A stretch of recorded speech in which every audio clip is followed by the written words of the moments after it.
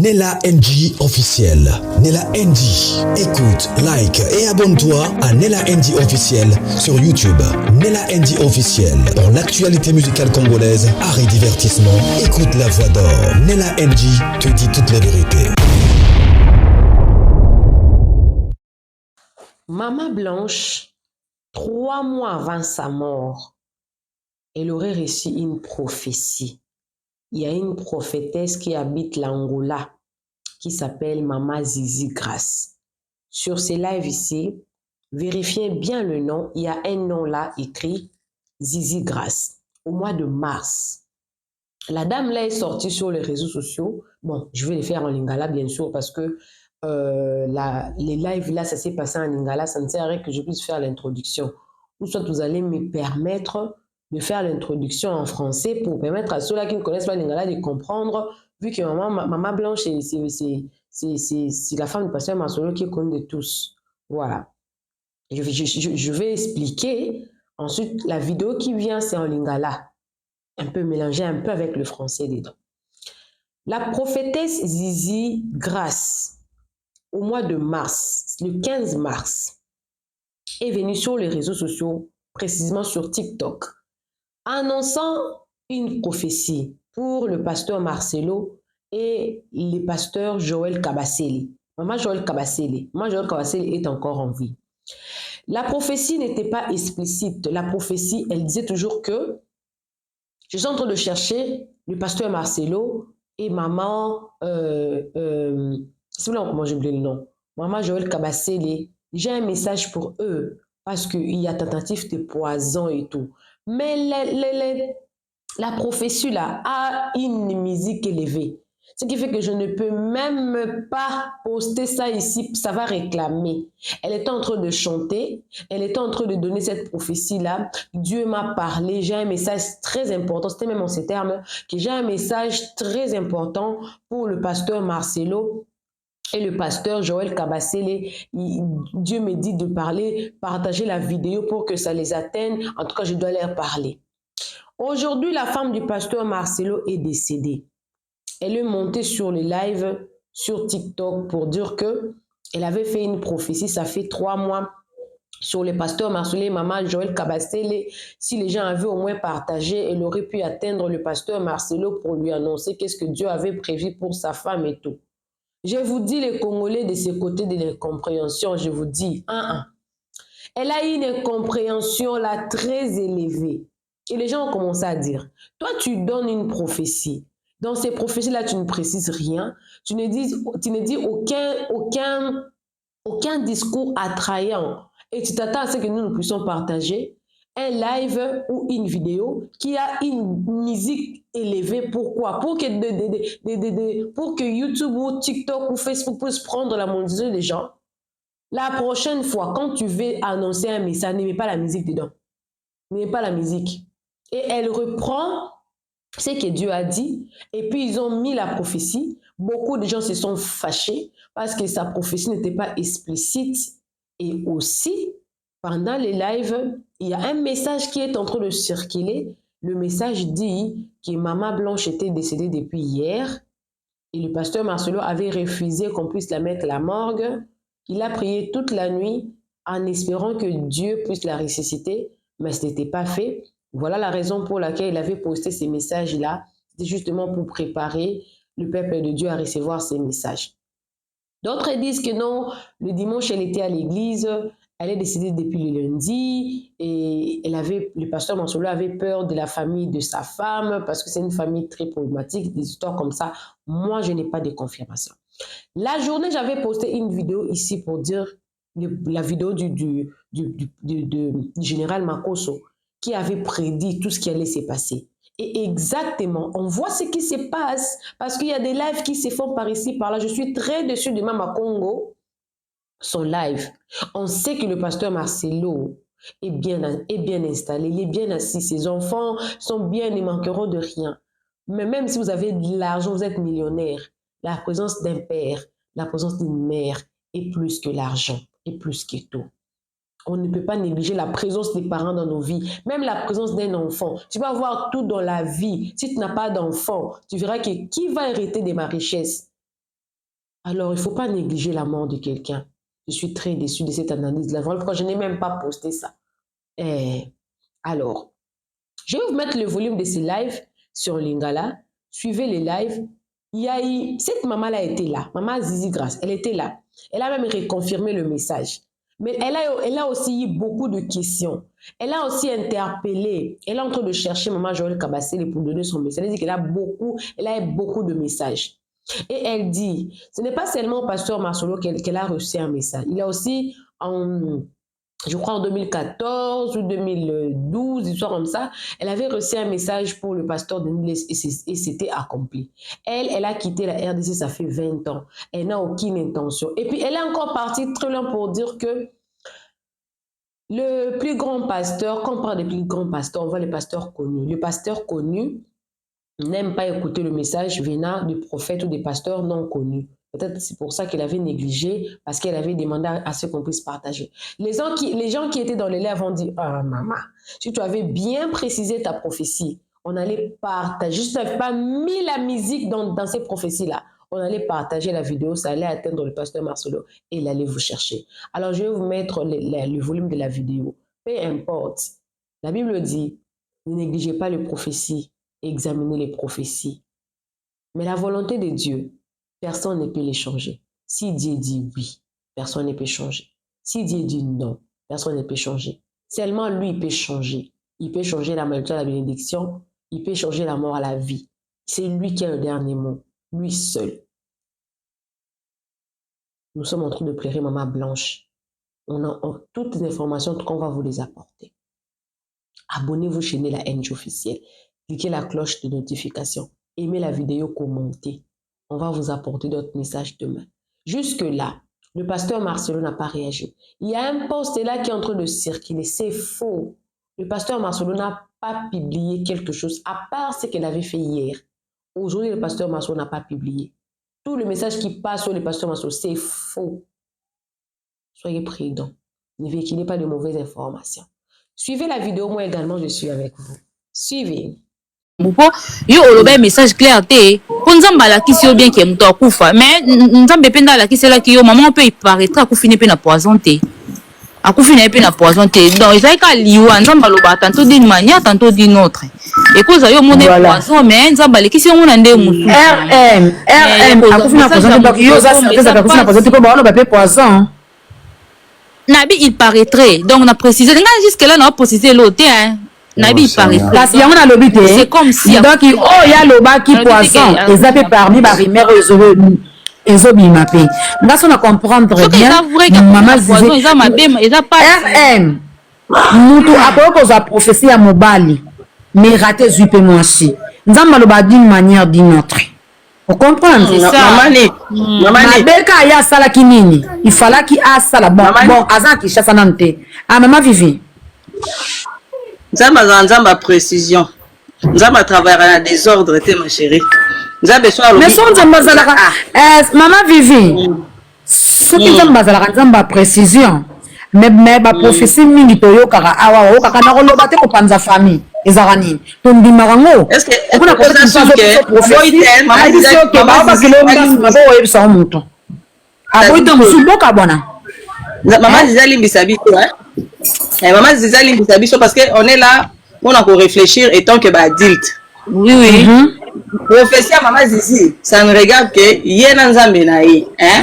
Biso tozana pour na juger mais ka kozongi ça on a moins nzela. Maman ni kobi ka tobeba bima ba église pe ka pona ba prophétie. Les appels à la prophétie,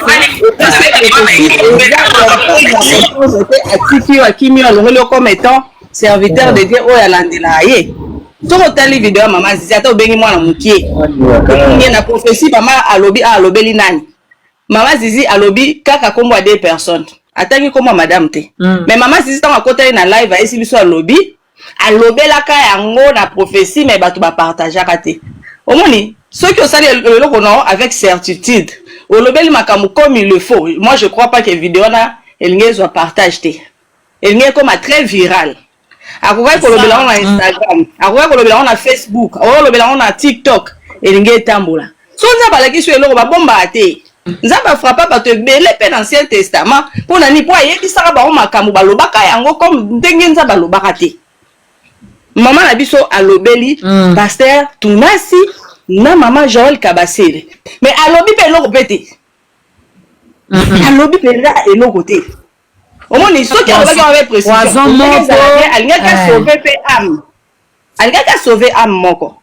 Mais maman bomba ki prophétie na ye biso toyoki mingi nzembo neti nga pena yoki nzembo maloba na ye ona yoki ezaka maman Kabasele na pasteur Tunasi.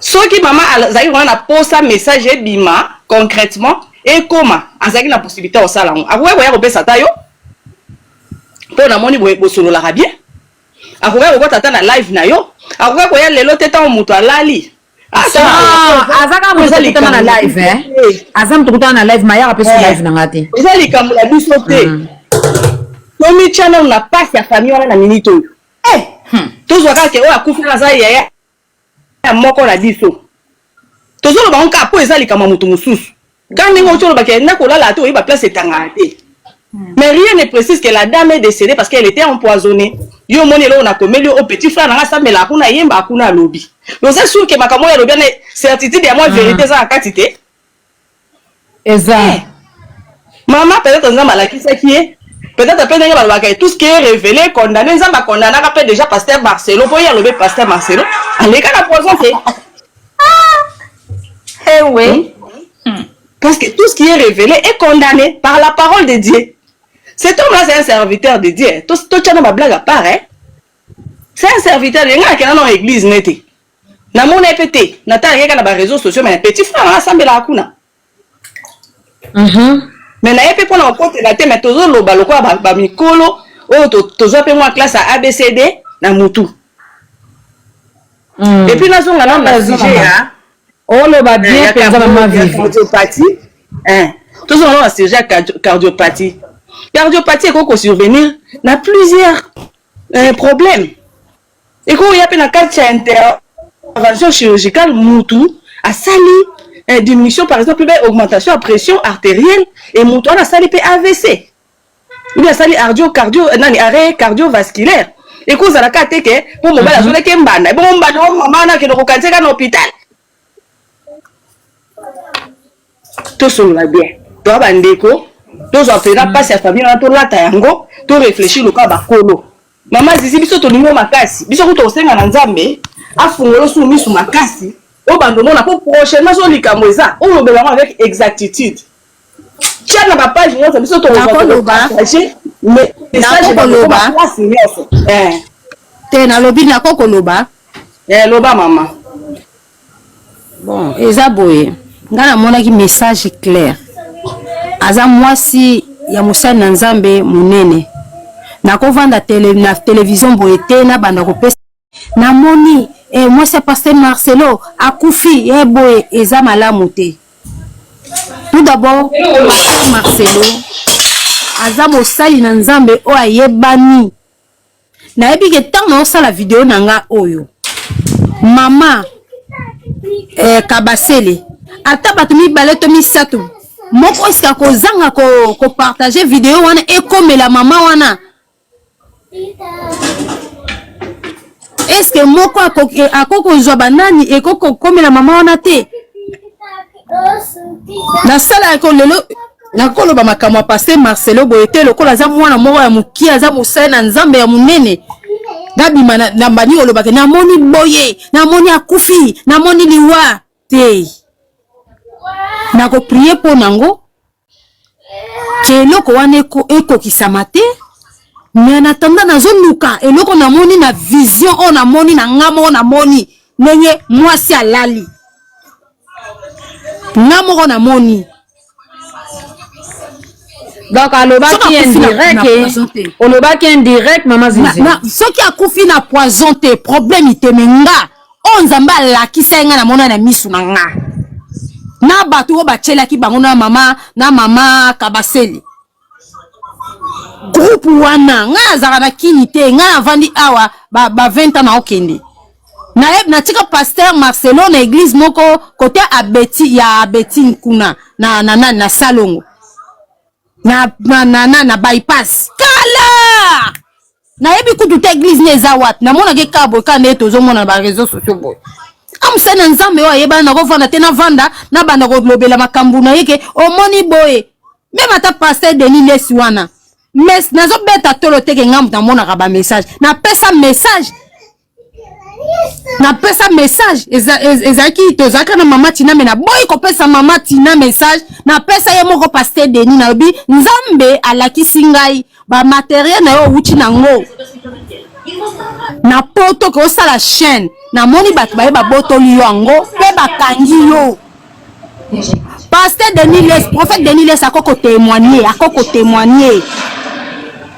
ekokisamaki toba bondelaki ye boye me ekokisami nzambe soki alingi asala eloko na ye moto adesidaka malgré ke ezalaka oyo eza révélé eza condamné nzambe nde moto ayeba aza zenga mambu ya makambo nyonso te bazalaki na nguya te po akufa te non nalingaki te nalobake pase meme ata ya mama nani mama Joël nakoloba yango te namoni mama Joël akufi namoni mama Joël jamais nalobi yango mpo nakotaki na live nde nabandi koloba me makambo nga namonaki mosusu nakoloba yango pe te atati sikoyo soki bango moko ekomeli bango na matoi na bango bamambero na biso ezalaka nango nakoloba mama namonaki boye nzambe alakisaki nga boye ezala mayele tala boye nakoloba parce que eza message na nzambe babomba yango te mais tant de na oloba ke ekomela pasteur Marcelo Tounice ye aza mutu ya mwasi na ye mutu aza chef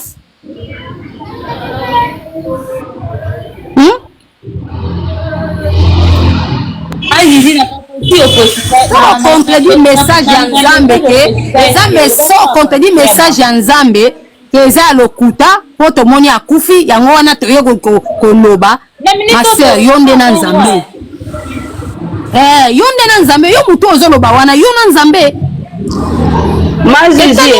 nga naza na nga eloko te naza na nga mutu simple nzambe utilize naza na nga instrument kaka ya pamba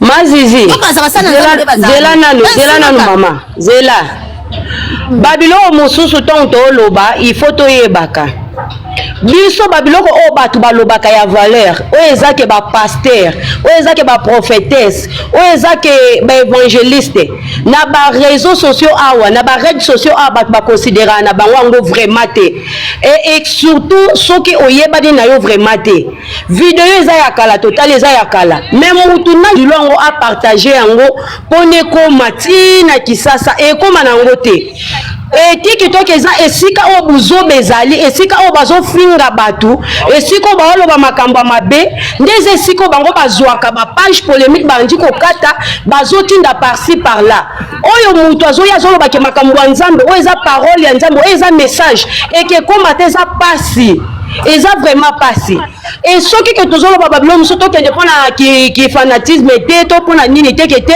mama masangonga na contredire na nga mama te pe na yebi mama te et naza pe pour mama te eza te ke te mama mona ke ngokala alingaka komisa message yango nga na ye na lingi na intervenir boy mama ta soki alobaki na TikTok e koma nango te parce que mama yeba ina e vraiment te bango balingaka babiloko ya basalite o mutu a publier ki boye alongola ki bilamba nde mutu news to banda ko bachar ngo evanda na téléphone na bando tala buzoba bible lobi o eza révélé eza condamné eza ka condamné na prière eza condamné te ka boye na munoka boye mama mona ki prophétie elinga ki zala bien soki mutu amona ki ajuda mama makambo wana ekomi tikuna nde mama lingaka baksa mama makambo azoloba eza na babiloko muso ko ikomona akoloba ngo directement boye en public ke na moni boye bakoki oyo luke pe bakangie to babonye basali mabe donc ya koloba moya mukie oye ke tikala soki ke komi ndeke luke sa nini esangisa mutu wana to eluka bato wana basangana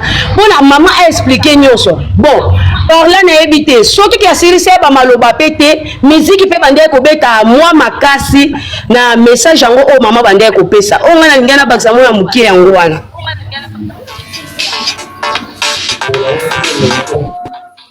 Merci beaucoup Maraville. Donc nous avons fait ça ba vie selon toza pona ko ka mutu nyonso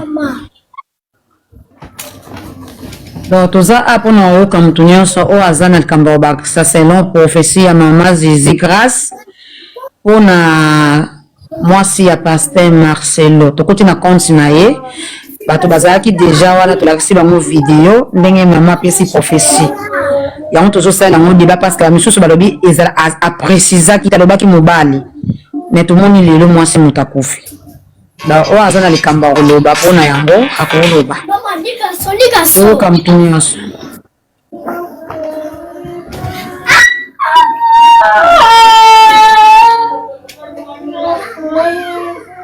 Oui, en fait, agir dans la cas pour na maman n'a pas la bine depuis quand on a dit maman est vidéo. Na mi tout obi maman c'est hein. Ngana volume na ngana dikolo hein. Élégance na matsayo zela. Loba yaya. Nini vidéo na ya combien de temps? Vidéo wana asalango ya Zizi gaso ko répondre sur professionnel pesa qui a et ça li combien le mois? Ba 2 mois te, ba 2 mois passé te to ba 3 mois comme la date. Bon, 2 mois passé na ba TikTok wana na yeba kana nga biete mais so botali ba date so ndenge ni bo mona ngweza ya ba 3 mois. Yo moko yeba date na yo oyo mona ki prophétie na yo. Okoyeba quand même mama ngana ko kanga ba date ba prophétie ya bato. Ah, pas comme nini wana zo bisanga. Eza yo muto eza ki prophétie na yo te mutolota kyango. Na lota ki te na mona ki na vision. Na lota ki te na mona ki na vision mais na kanga date wana teke date boy. Prophétie ya boy non. Jour les honnête oza malade lelo. Okoyeba quand même date boy na belaka malade boy. Okoyeba moi quand même. Bapesi biso date na commenter le 15 mars. Après ça qui professionnel le 15 mars. Si vous peut-être tapoter tous à 400 personnes. Hein, bah, ma chérie, on était à 400 personnes, mais on a que 25 K.6 de tapotage. Vous ne voulez pas tapoter les lives, comment on va avancer? On était à 400. Bah, parce que date prophétie et les cas qui prophétie, les cas qui le 15 mars. Maman Zo continue na yo, Annie na yo bandakoloba. Élégance na matayo. Attends ma chérie. J'attends ou je pars? Le 15 mars 2024, c'est ça? Hein? Allô, Bozo Kanga? Bozoka, très bien, ma chérie. Oui, le 15 mars 2024, c'est ça? Bon, Sikoyo, pourquoi Aloba Kango a yebisa akenda kuta na bango muko yebisa bango te?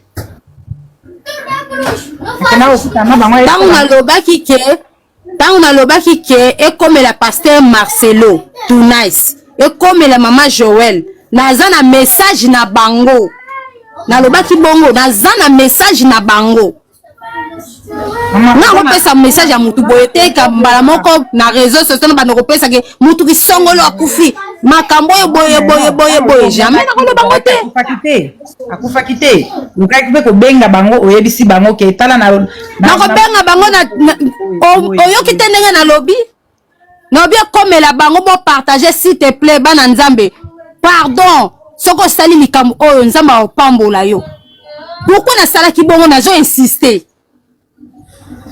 bon nga ba yebi nga te na ko nima message na nga il faut nga moko na kutana na mosala nzambe ba yebi nga te na téléphone boy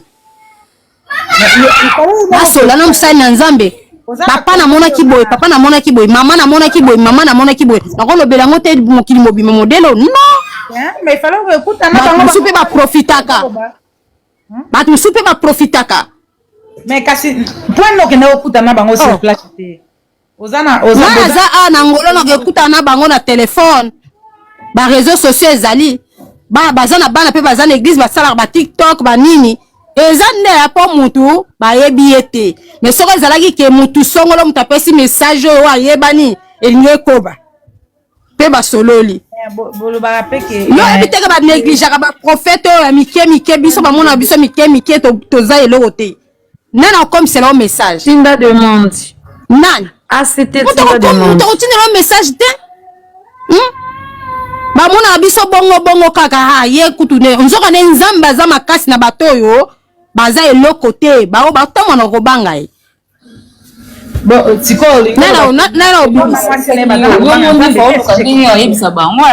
donc mais kasi nalekaki mama nalekaki nzambe ayokaka na baoyo olekaki opesa message te opesi message te bando oyemba mama plus video eno ezokana na nzembo na nsima omoni nga nde naza boye nzambe ayokaka priere na bango te si je comprends bien eloko mpe ekokota ndako mosala nzambe nzambe akangeli moto wana miso nzambe mpe abombi likambo ayebisi mosali na ye te ezalaka kasi afungoli mpa na soi disant nzambe akokobombela mpe mosali na ye abombeli ye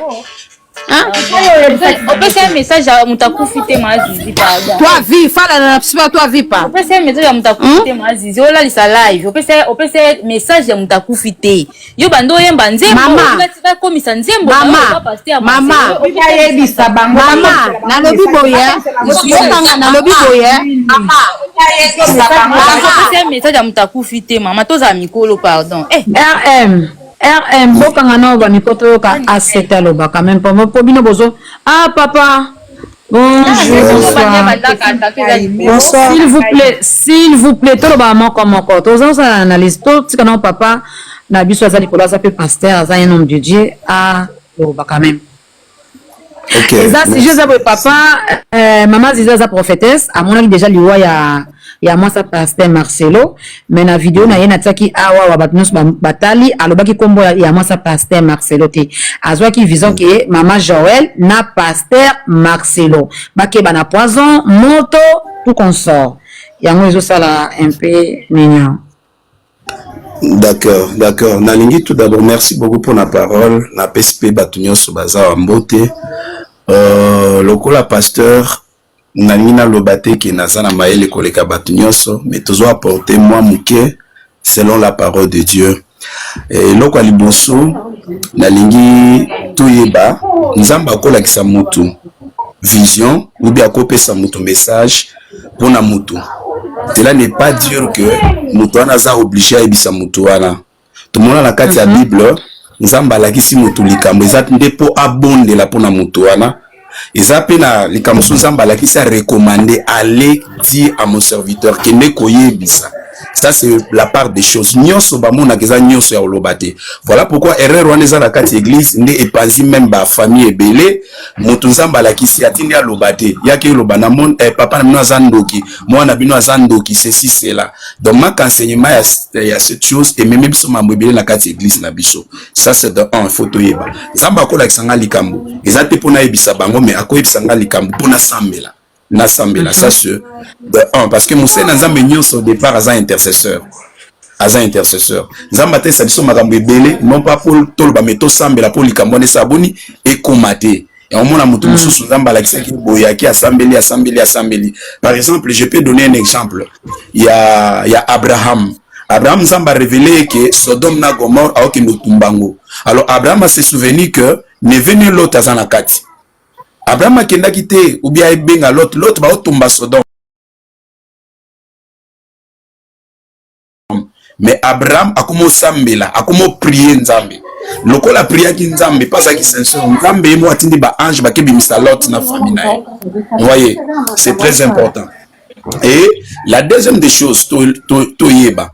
Kufa mususu biso tozo mitungisa lango ou peut-être soki ta mususu asambelaki ou bien soki aseni soki Nzambe muto arrêter ezala bongo. Qui peut changer? Non, n'a qu'à changer. Alors, Ephésiens 4, pardon, 1 Thessaloniciens chapitre 4, au Sokotangi na verset 13, Bible Zoloba, Babi, tozala na mawate lokola bato basangi espérance au sujet bato baola la pongi. Donc, soki, kola la pongi Bible Zoloba, eza kokufa ya nzoto, parce que toi, on a trois sortes ya okufa. Et Bible Zoloba aussi dans l'Apocalypse, balobi, errez dès à présent le maire qui meurt dans le Seigneur. Dit le Seigneur, car Bakeko se reposer pour Moussana Bango et Landi Bango. Si c'est la volonté du Seigneur à rappeler servante Naye, où est le problème dans ce sens-là? La circonstance to pe sanzambe lokumu, qui vous a dit peut-être à Koufina Poisson ou bien Boinaboué. Donc, et là, on a des qui n'a éclairé Bisoba, Nazambe, c'est la volonté de Dieu. Dieu a voulu reposer sa servante par rapport à Moussalo Asali à Zuye. Nenga Otiko soit papa Baouti, à Zuye. Gloire à Dieu. Et aussi na lingi na mema opinion et loko mona moni ta na yaki zo lobama ya monde plus le ko matsanga et ça erreur plus biso ba chrétien to lobaka tout ce qui est révélé est condamné, tout ce qui est révélé est condamné. Soko ta na Bible komi bongote et a bongote soki moto aza d'accord tenanga a couper sa biso référence biblique. Or Bible zo lobana biso boina Ephésiens 5:13 mais tout ce qui est condamné est manifesté par la lumière. Car tout ce qui est manifesté est lumière. Je répète, Bible et l'obiboué. Mais tout ce qui est condamné est manifesté par la lumière. Car tout ce qui est manifesté est la lumière. Non pas que tout ce qui est révélé est condamné. Qui vous a dit que tout ce qui est révélé est condamné? Donc la révélation, nous sommes tout le monde a condamné.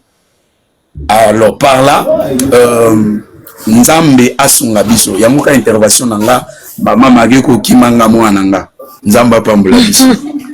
Bon s'abonner pas papa aza pasteur asala ba live bon s'abonner boyo kamaloba bien na ya papa tu n'appelles pas ta capacité maniclette loba ya RM pasteur to landio bien au lobby peut bien mais au lobby au répondre vraiment na sujet na biso te ya maman Zizi pour maman Zizi asala ki vidéo na ebité MSO ebité na betelo penza maman Zizi asala vidéo il y a 2 ou 3 mois passés alobi atie nzembo ebeta na nzembo ye moko aloba maloba nezaki ata na poison ata na bambula ata na bambonge message oyo bokomisila yango pasteur Marcelo na demande élégance alobi bato wana mibale lelo na live toloba makambo mwasi ya pasteur Marcelo akufi mama Zizi ya matina alobaki ke naza na message ya pasteur Marcelo na ya mwasi na ye na pardon na ya mama Joël. Mazi Zizi ana oyo bana ebele biso to pesa ndeka pasteur parce que bino bonga ko moi ba commentaire na bino ba mso bazo koma bi koma awa po pesa mutanga c'est pas bien. Non maman Zizi maman Zizi TikTok ikotala ba commentaire TikTok nyonso ayaka mutako finga kotala ba commentaire te na website nana mo sa pasteur bien Samuel aza profil nanga aza kachawa na ba sala nzamba minene ba olandanga awa wa matona za pasteur mini États-Unis. Donc commentaire yo etaliote yo loba makambo na yo oyo zanango poso ko ba obandi ko tala ba commentaire ozo na intention ko za TikTok oro kita même intention yo mo comprendre na mataki live ana pourquoi donc yo tala kaka makambo zo ba ko tala ko to ba commenter donc biso devis awa ezala mutema mukuse na TikTok. Donc c'est un peu ça. Passionné.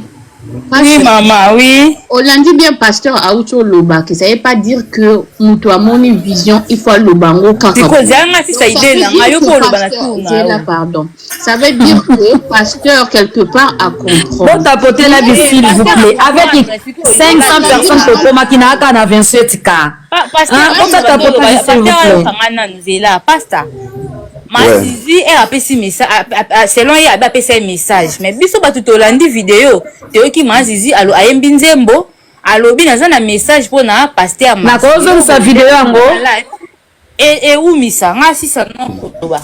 OK Tikoyo biso to Mazizi matina live Mazizi alobi nga déjà na mona ki makambo merci na bato ta porter vraiment poison batela ki mwasi ya pasteur Marcelo akufi biso tebisi mama bo banda kala wana zo message oloba te po anini o na tiaka na TikTok nanga na lobi boko misela pasteur Marcelo message oyo mina video kuna message kufi kuna makambo akufi ezate lelo ka muta kufi mbamo ko makambo ya o na mona ka déjà biso to moni ka clair te lokwa yo collègue na yo mati papa na respect to pesa bino va basala nzambe bo mérita ngo bino va bo mérita double honneur nde bible lobi kotika biso ka boete pa passer bazan babi bazong sa vidéo.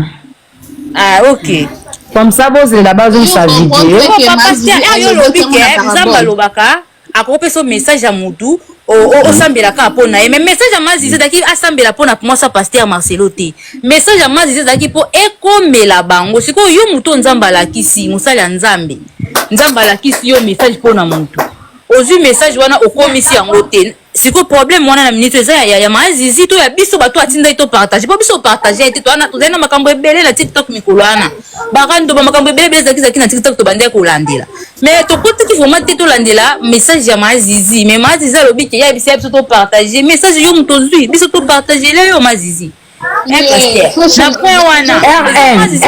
c'est là que sa vidéo RM, tu peux compliquer. C'est là sa vidéo,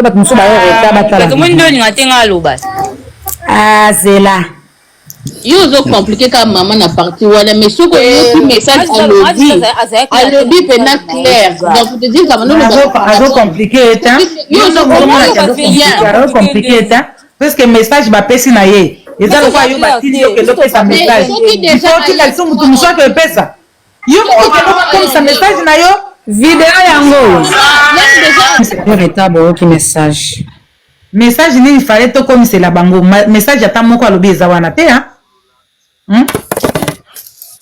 message ezata to kika nzembo to comme c'est la bango message to comme c'est la bango message nini yo muto monaki vision il fallait yebisa biso vision nini yo monaki ezate message ezata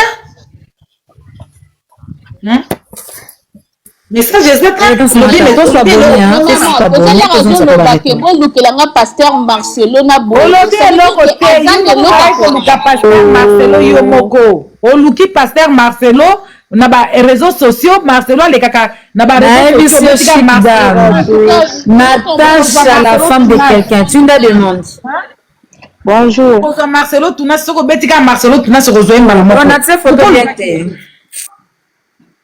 hein on nous qui était maman ba pasteur o ya minene baza très difficile à rejoindre maman wana tapé de côté wana le qui bato déjà écoute maman ce qui bato ba partager qui pourquoi tu vas partager Zela maman pardon ce qui bato partager Zela maman Natacha Tinda demande bonjour si tu partager tozo sona te pardon tozo sona te